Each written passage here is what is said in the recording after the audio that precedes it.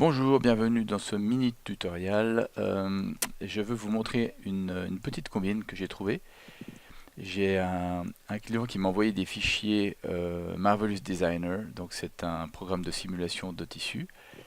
Et en général, quand vous recevez un objet, voilà ce que vous avez. Vous avez un objet fortement triangulé, voire en quad de temps en temps, mais ça dépend de l'export, mais pas très propre.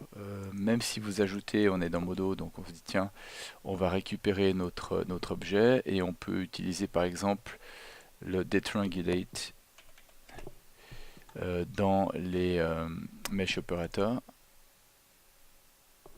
Alors on va l'ajouter, il faut le temps.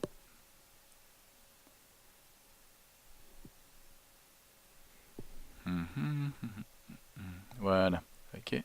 Donc ici on a une détriangulation interactive, on peut modifier les settings, mais quoi qu'il en soit, voilà ce qu'on obtient. On obtient quelque chose qui est très très loin d'avoir euh, la propreté d'un objet en quad qu'on aurait fait dans Modo. Donc une petite combine, je vais éteindre ce detriangulate qui ne m'intéresse pas. Une petite combine, c'est d'utiliser la fonction UV transform qui va permettre en fait de créer un objet propre et par les UV communs, en fait un layout d'UV que je vais vous montrer après, pouvoir morpher en quelque sorte cet objet vers celui-ci. Donc pour faire ça, je vais passer en 4 vues et je vais créer une nouvelle couche et on va créer un objet quad qui soit bien propre. Alors, il y a juste un petit truc que je vous montrerai après, mais le problème pour créer cet objet, c'est qu'on peut le créer un peu n'importe où, mais on ne sait pas du tout déjà le genre de topologie qu'il va nous falloir.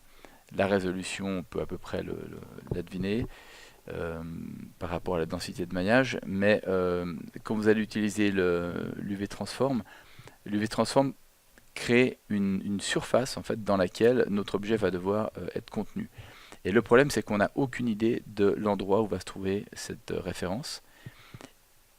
Et en plus, déplacer, une fois que cette fonction est appliquée, déplacer notre objet à l'intérieur de ce cadre va être extrêmement, extrêmement long, voire totalement impossible si on a un maillage qui est très dense. Ça va vous prendre des heures et ça ne sera pas interactif. Donc la petite combine, c'est, je vais annuler ça, si on va sur notre éditeur d'UV, je vais prendre mon objet ici, aller chercher l'UV qui m'intéresse. Voilà, j'ai cette UV carré, d'accord. C'est donc cette UV qui va s'afficher après sur le côté euh, enfin, légèrement vers le centre et un petit peu sur le côté de notre objet. Donc je vais créer un deuxième objet, mais avant ça, je vais transformer cet UV en objet pour pouvoir voir où il va s'afficher, parce que le cadre va s'afficher exactement au même endroit. Donc ça a l'air peut-être un peu confus ce que je vous dis, mais vous allez voir. On va passer sur texture, on va aller sur Convert UV to Mesh. Okay. On va me demander quel UV je vais utiliser, c'est la texture. Et le nom de mon objet, je vais appeler ça UV Drape, puisque c'est le nom de mon objet. Voilà, quand j'ai fait ça, voilà, vous voyez apparaître ici notre objet, donc UV2Drape, qui a été créé ici. Et l'emplacement de cet objet sera exactement l'emplacement que je devrais remplir avec mon objet de base pour pouvoir le morpher. Tout ce que j'ai à faire, c'est maintenant de créer, je vais revenir ici sur Model, de créer mon objet exactement à la mesure. Je vais activer le snapping. Je vais créer une nouvelle couche, donc elle est là. Et avec le snapping activé, je vais venir cliquer sur le bord de mon UV. Okay.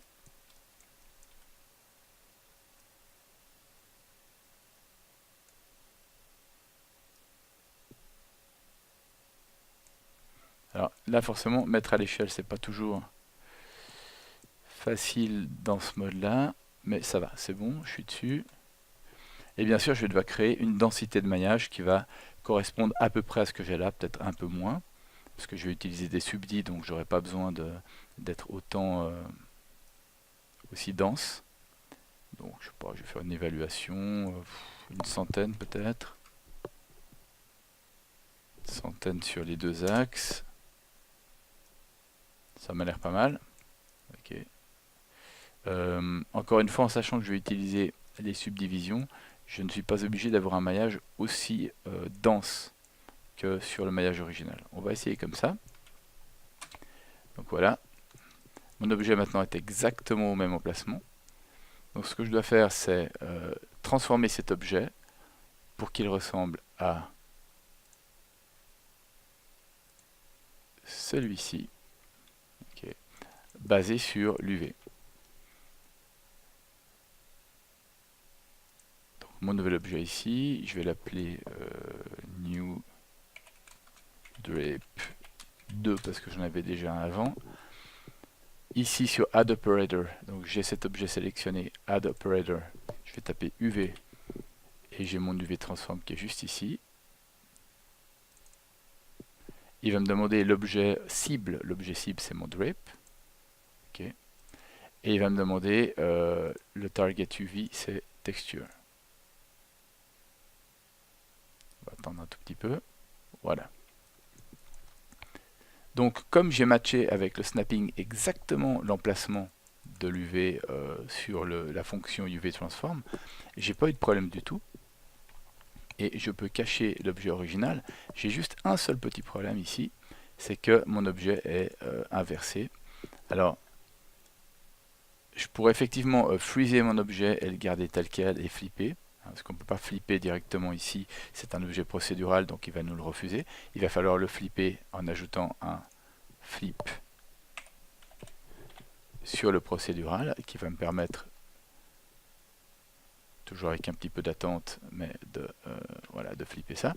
Et pour l'instant, j'ai un maillage qui est assez moche parce que je vous rappelle que je suis en polygone et j'aimerais passer en subdi. Mais je ne peux pas passer en subdi interactive, je peux que subdiviser mon objet en ajoutant un subdi sur Add Operator, ce qui ne m'intéresse pas trop. Mais l'avantage que j'ai pour l'instant, c'est que cet objet ici n'est pas définitivement transformé. C'est-à-dire que l'objet de base, qui était avant ma couverture carrée, existe toujours. Donc ce que je vais faire, c'est simplement sélectionner mes polygones, faire un CTRL-C, créer une nouvelle couche, CTRL-V. Okay. Maintenant, mon objet a été transféré sur une autre couche, mais avec la transformation appliquée. Je peux appuyer sur Tab, et j'ai donc un objet maintenant subdivisé, parfaitement doux, très facile si je veux resculpter dessus avec Multi-Res Sculpting ou même l'exporter dans ZBrush pour faire un peu de sculpture. J'ai un objet qui est propre avec un UV qui me permettra d'appliquer pourquoi pas des déplacements pour si je veux importer des normal maps ou des déplacements de ZBrush. Voilà. Et en plus, vous pouvez créer un morph, c'est-à-dire qu'on a toujours notre objet original qui est ici, je l'ai mis dans New Drape, c'est là. Okay. Je vais éteindre le UV Transform ici, donc je vais récupérer ma grille originale qui est ici. Je vais éteindre tout le reste, sauf mes deux objets.